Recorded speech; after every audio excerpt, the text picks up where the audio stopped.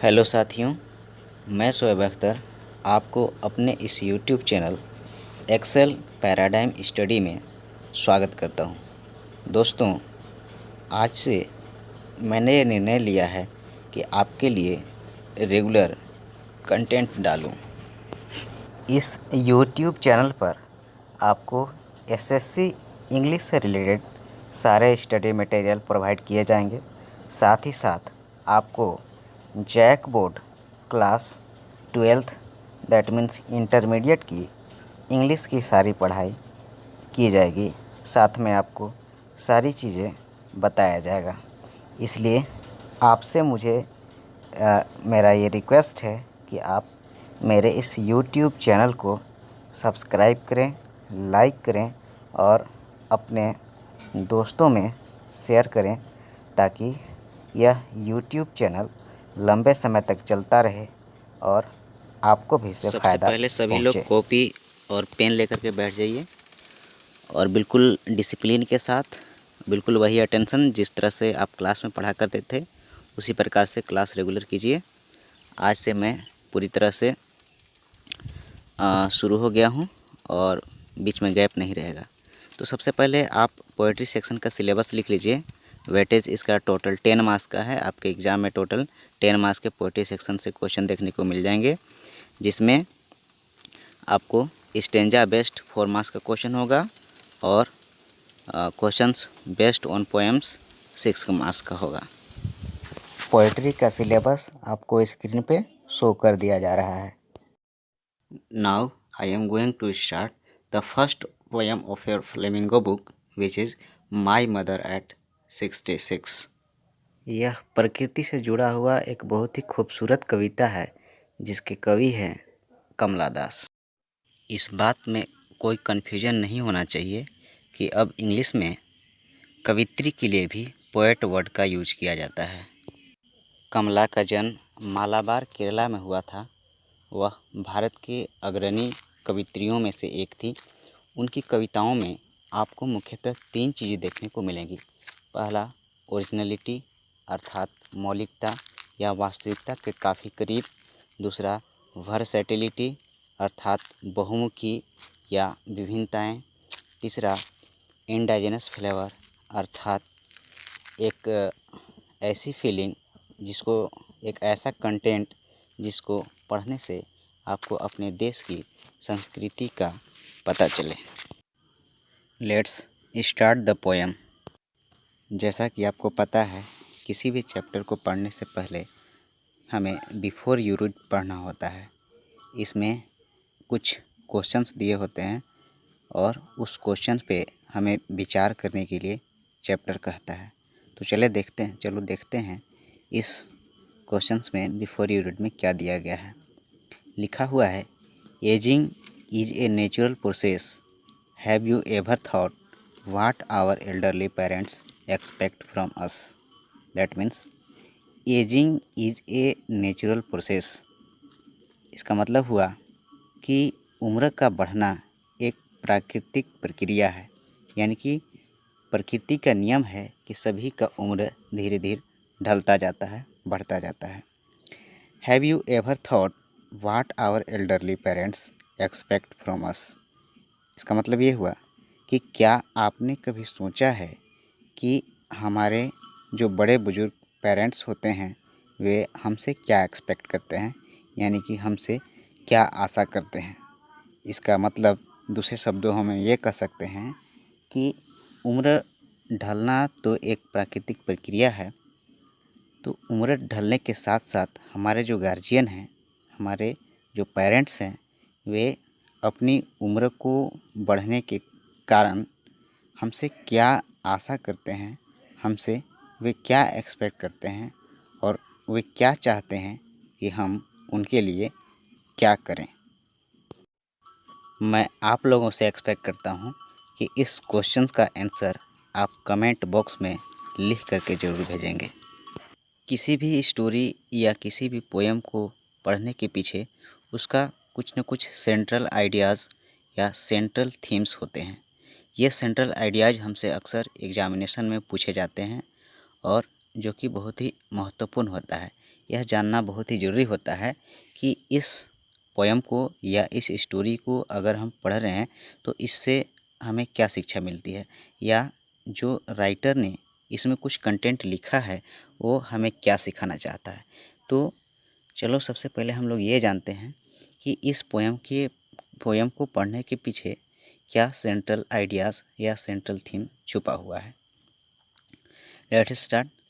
इस पोयम में जो लेखिका है इस पोयम में जो कवि है अर्थात कमला दास, वो इस कविता को लिखने के पीछे उसका बेसिक जो सेंट्रल आइडियाज़ रहा है वो यह रहा है कि हमारे घरों में जो एल्डरली पेरेंट्स होते हैं अर्थात जो बुज़ुर्ग माता पिता होते हैं, बड़े लोग होते हैं, उनकी उम्र जब ढलने लगती है तो वे हमसे कुछ आशा रखते हैं और वे चाहते हैं कि हम उनके करीब रहें, हम उनका सपोर्ट करें, उनका हेल्प करें और उनका देखभाल करें।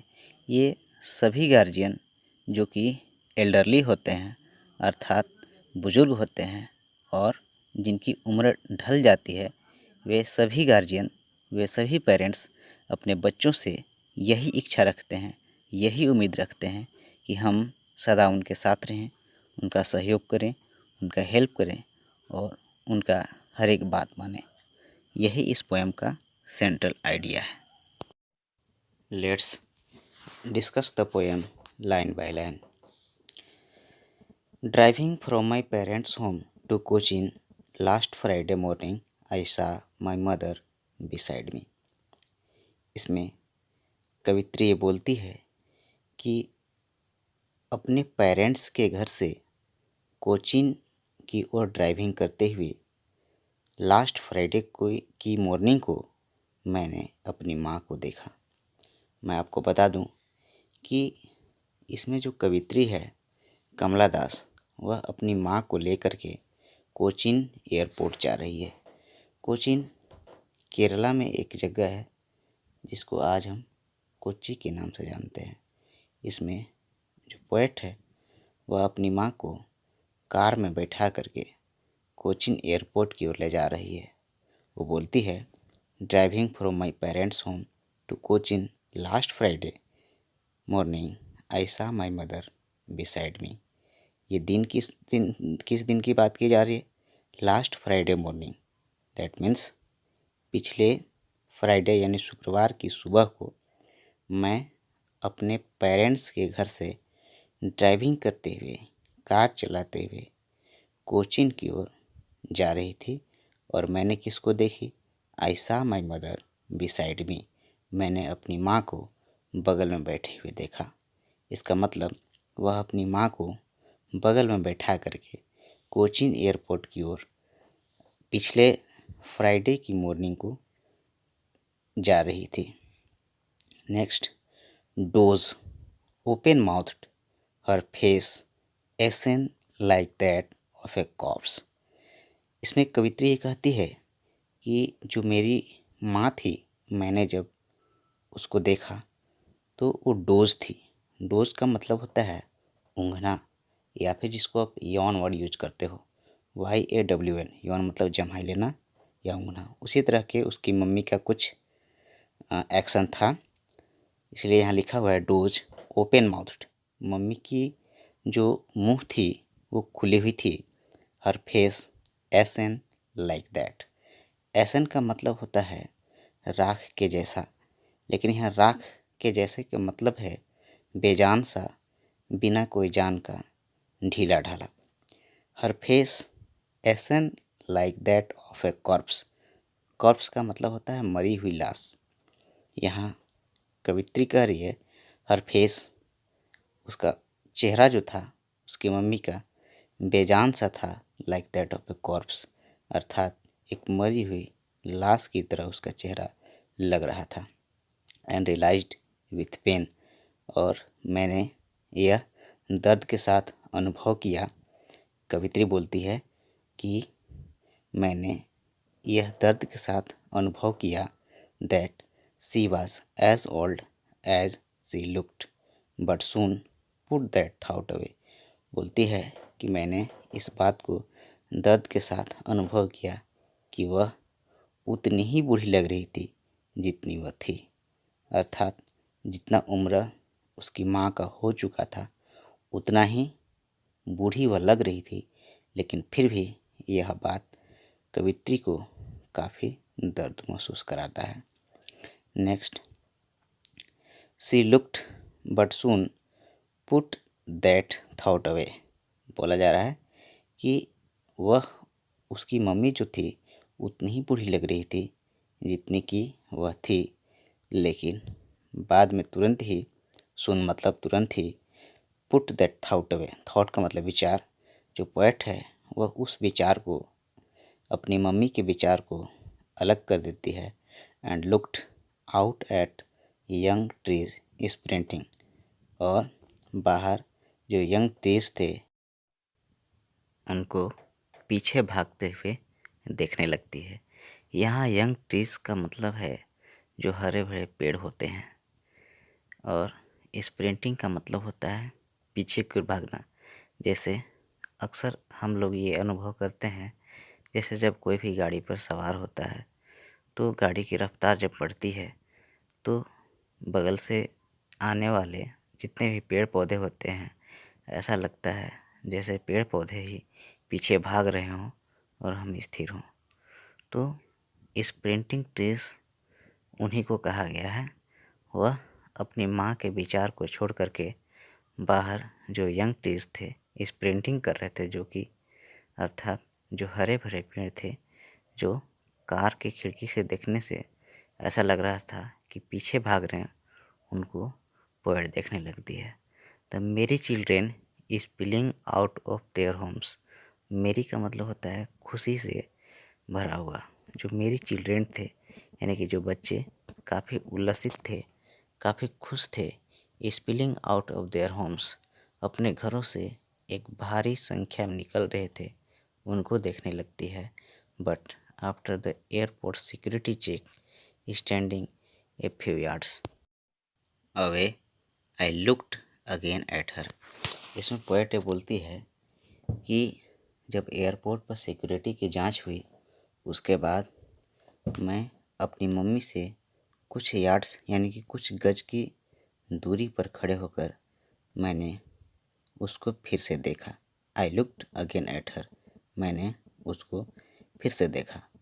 Van pale as a late winter's moon and felt that old familiar एक।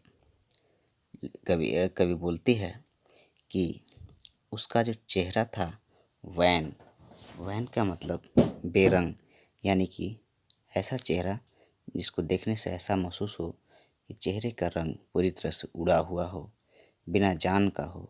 बिल्कुल उसी प्रकार से उसकी माँ का चेहरा लग रहा था। पैल, पैल का मतलब पीला पड़ा हुआ। उसके चेहरों में उसकी माँ का जो चेहरा था उसमें पीलापन आ गया था। As a late winter's moon, यहाँ लेट विंटर्स मून सर्दियों की जाती हुई चंद्रमा से उसकी माँ के चेहरा का कंपेयर किया गया है, कंपैरिजन किया गया है कि उसकी माँ का चेहरा बिल्कुल उसी प्रकार से दिखाई पड़ रहा था जिस प्रकार से सर्दियों के दिन में सर्दियों की जाती हुई चंद्रमा दिखाई पड़ती है। जिस प्रकार वर्ष के अंतिम दिनों में सर्दियों की जाती हुई चंद्रमा दिखाई पड़ती है, उसी प्रकार से जो कवि की माँ है यानी कि कमला दास की माँ, उसकी उम्र भी अब ढल चुकी है और बिल्कुल उसी चंद्रमा की भांति हो गई है जो विंटर सीजन के अंतिम पलों में निकलता है, अर्थात साल के अंतिम पलों को वह जी रहा होता है। उसी प्रकार यहाँ पोएट की माँ जो है अपने उम्र की अंतिम पड़ाव में है, इसलिए माँ का चेहरा की तुलना लेट विंटर्स मून यानी कि जाती हुई सर्दियों की चंद्रमा से किया गया है। Next, and failed that old familiar एक, और फिर जो कवि है उसको अपनी बहुत ही पुरानी फेमिलियर यानी कि जाना पहचाना एक मतलब दर्द, उनको बहुत ही पुरानी अपनी जाना पहचाना दर्द फिर से उभर गया माई चाइल्डहुड्स फियर, बोलती है यह डर जो था मेरे बचपन से ही था, मेरे बचपन का डर था, जो कि मेरे लिए काफ़ी फेमिलियर एक्ट था, यानी कि जाना पहचाना डर था। यहाँ कवित्री ये कहना चाहती है कि बचपन में जिस प्रकार से उसको अपने माँ से अलग होने का डर सताया करता था, वही डर आज फिर से उसे सताने लगा है, क्योंकि उसकी माँ जो है अब जाने जाने को है और वह अपने जीवन के अंतिम पड़ाव में है। But all I said was, लेकिन मैंने जो कुछ भी कहा वह ये था, सी यू सून अम्मा। उन्होंने अर्थात पोएट ने अपनी मम्मी से ये कहती है कि सी यू सून अम्मा, हम तुमसे जल्दी ही मिलेंगे मेरी अम्मा। All I did was smile and smile and smile, बोलती है कि अंतिम क्षण में जाते जाते टेक ऑफ होने वाला था प्लेन, उस समय जाते जाते वो बोलती है सी यू सून अम्मा, तुमसे जल्दी ही मिलेंगे अम्मा। All I did was smile and smile and smile, मैंने जो भी कुछ किया वो सिर्फ स्माइल स्माइल और स्माइल था, यानी कि मैं सिर्फ और सिर्फ अंतिम क्षणों में मुस्कुराई। लेखिका पोएट यहाँ ये बताना चाहती है कि अंतिम क्षणों में मैं मुस्कुरा इसलिए रही थी क्योंकि मैं अपनी माँ को व्यथित नहीं करना चाहती थी। अंतिम क्षणों में मेरी माँ मुझे मुस्कुराते हुए देखे और मुझे मुस्कुराते हुए विदा कहे। अदरवाइज़ वह उसके मन में काफ़ी इस बात की पीड़ा होती कि जाते समय मेरी बच्ची उदास थी, मेरी बच्ची को काफ़ी दर्द पहुंच रहा था। साथ में इसकी जो मुस्कान थी कवित्री की, वह मुस्कान बाहर से देखने में तो एक स्माइल लग रहा था, लेकिन अंदर से वह काफ़ी व्यथा से, काफ़ी दुख से, काफ़ी घुटन भरी ज़िंदगी जी रही थी और वह उसे काफ़ी दर्द हो रहा था अपनी माँ से बिछुड़ने का, लेकिन फिर भी अपनी माँ को खुश करने के लिए वह सिर्फ और सिर्फ स्माइल ही करती रह जाती है। इस तरह से यह पोएम द एंड होता है। नेक्स्ट सेशन में, अगले क्लास में मैं आप लोगों के लिए वर्ड मीनिंग्स लेकर के आऊँगा, वोकैब्स की क्लास चलेगी। साथ ही आपको इस टेक्स्ट बुक के अंतर्गत including from the middle part of this poem कुछ क्वेश्चंस हैं, सेलेक्टेड क्वेश्चंस को आंसर कराया जाएगा, लिखवाया जाएगा। इसके बाद हम लोग नेक्स्ट टॉपिक की ओर बढ़ेंगे। Thank you for watching my video. Do subscribe, like and comment in the comment box.